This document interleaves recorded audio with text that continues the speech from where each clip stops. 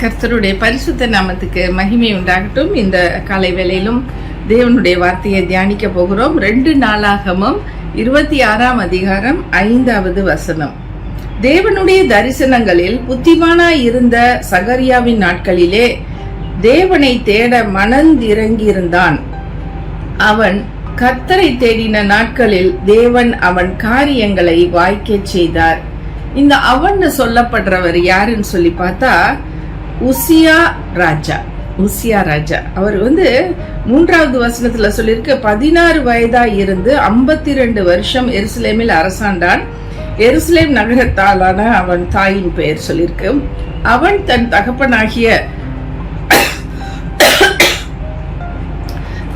தகப்பனாகிய அமத்சியா செய்தபடியெல்லாம் கர்த்தரின் பார்வைக்கு செம்மையானதை செய்து. அப்ப பாருங்க, அப்பா மகன் 2 பேருமே கர்த்தருக்கு பயந்து செம்மையானதை தான் செஞ்சாங்க. இவருக்கு இவருக்கு 16 வயது இருந்த போதே அவர் ராஜாவாயிட்டாரு. அப்ப இருந்தே ஆண்டவருக்கு ஏற்ற வண்ணம் நடக்கணுங்கிற ஒரு எண்ணத்தோட அவர் ராஜாங்கம் பண்ணியிருக்காரு. அது நிமித்தமே 52 வருஷம் எருசலேமே அரசாண்டிருக்காரு. பாருங்க எவ்வளவு பெரிய காரியம். 16 வயது, சின்ன வயசு பாருங்க. அவருக்கு என்ன தெரியும்? ராஜாங்கத்தை நடத்த தெரியுமா? அப்படிலாம் நம்ம யோசிப்போம். ஆனா உண்மையிலே அவர் ஆண்டவரை தேடினதுனால, ஆண்டவர் கொடுத்த ஞானத்தினால இப்படி 52 வருஷம் அவர் எருசலேம் ஆண்டு இருக்கிறாரு. அதுதான் உண்மை. 5வது வசனத்துல அதான் சொல்லியிருக்கு, அவன் கர்த்தரை தேடின நாட்களில் தேவன் அவன் காரியங்களை வாய்க்க செய்தார். நிச்சயமாங்க, இது ரொம்ப ரொம்ப உண்மை. கர்த்தரை நம்ம உண்மையிலே தேடணும்னா, தேடுறதுன்னா என்ன? அவரை பத்தி வாசிச்சு அவரை பத்தி அறியறது. நான் ஒரு நாளைக்கு ஒரு கடலுக்கு அடியில இருக்கக்கூடிய கிரியேஷனை பத்தி, தேவன் உண்டாக்கின அந்த மிருகங்கள், அந்த மீன் வகைகள் அப்படி உள்ளதை குறிச்சு நான் ஒரு ரிசர்ச் பண்ணேன். பாருங்க, பார்த்தா உங்களால நம்பவே முடியாது, இவ்வளவு உயிரினங்கள் இருக்குதான். இது யாருக்காக இத்தனை உயிரினங்களை அவர் படைச்சிருக்காரு? நமக்காக தான். நம்ம 6 அறிவு கொடுத்து இதெல்லாம் பாரு, நான் எப்படி உனக்கு படைச்சு வச்சிருக்கேன், இதெல்லாம் நீ அனுபவிக்கவே மாட்டேங்கிறிய அப்படின்னு சொல்லிட்டு. கர்த்தர் நம்ம அவரை தேடணும்னா, அவர் செஞ்சிருக்கிற அற்புதங்கள் எல்லாம் நம்ம விசாரிச்சு ரிசர்ச் பண்ணி பார்த்தோம்னா, அப்பதான் உண்மையான அந்த தெய்வத்தோட கரம் எவ்வளவு பெரிதா இருந்திருக்கு, எப்படிப்பட்ட அதிசயங்களை அற்புதங்களை அவர் செய்திருக்கிறாருன்னு சொல்லி நம்ம ரொம்ப பூரிச்சு போவோம். இவர் தேடின நாட்களில் தேவனை தேடுறாரு. எப்படியாச்சும் ஆண்டவரை பத்தி இன்னும் அறியணும்னு சொல்லிட்டு அவரு பைபிளை கரைச்சி குடிச்சிருப்பாரு. உள்ள ஏதான ஒரு வசனத்துல நான் தவறா நடந்துடக்கூடாது ஆண்டவரே, நான் உங்களுக்கு ஏற்ற ஒரு மகனா இருக்கணுங்கிற அந்த பிரியத்தோட அவர் தேடின நாட்களில் தேவன் அவன் காரியங்களை வாய்க்க செய்தார். நம்ம தேடணும்னா போதும், நம்ம காரியத்தெல்லாம் ஆண்டவர் வாய்க்க செஞ்சிருவார்.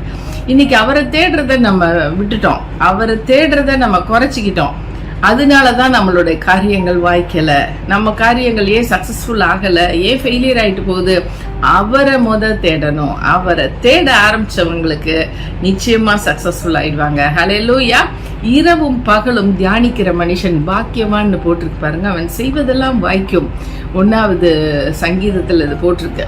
செய்வதெல்லாம் வாய்க்கணும். எது செஞ்சாலும், ஒரு புளிக்குழம்பு வச்சா கூட அது ருசிகரமா இருக்கணும், ஒரு அப்பளம் பொரிச்சா கூட நீட்டா இருக்கணும், ஒரு மீன் பொரிச்சா கூட கரிக்காம நல்லா ருசிகரமா மசாலா பூசினது அழகா நின்று பக்கத்துல இருந்து அழகா செய்யலாம்.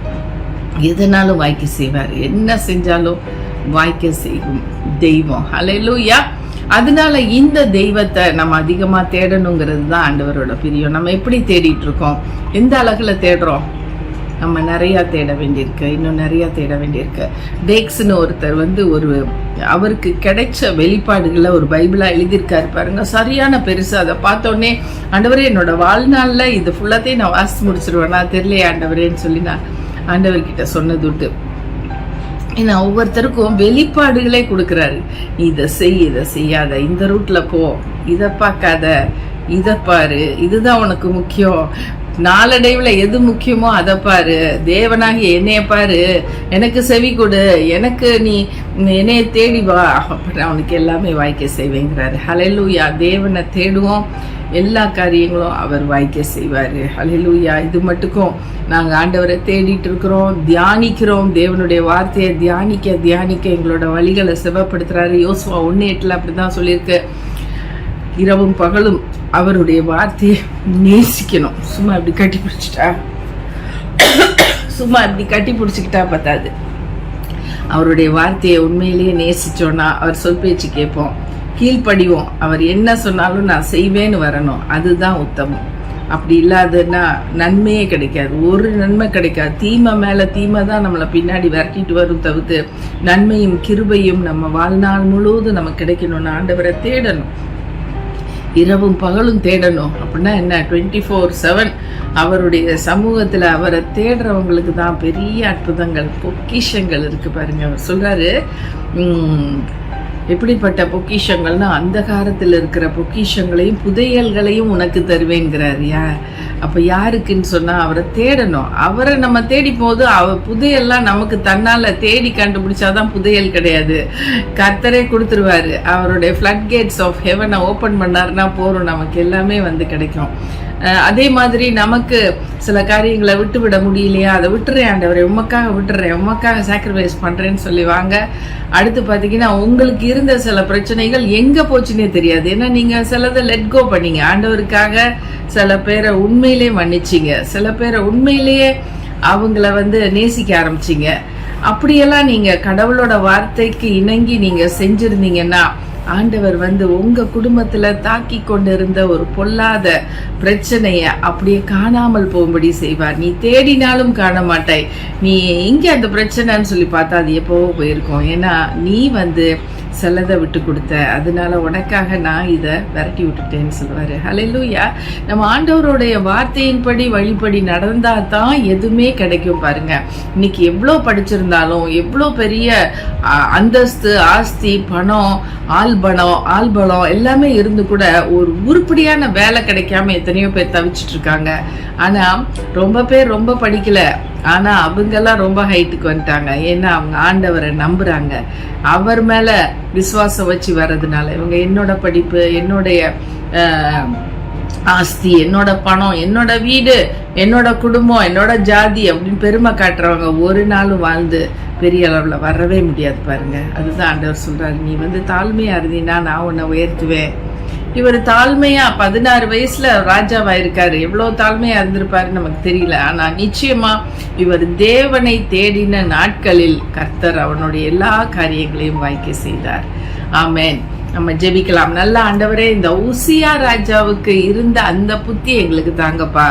நாங்க உங்களை அதிகமா தேடணும், முழு மனதோடு தேடணும், உண்மை எங்க கண்டடைகிறதுன்னு சொல்லி பார்த்து தேடணும் ராஜா. ஆண்டவரே, அப்படி உங்களுடைய வார்த்தைக்குள்ள நீங்க மறைச்சு வச்சிருக்கிற புதையல்களை நாங்க கண்டு கொள்வோம்.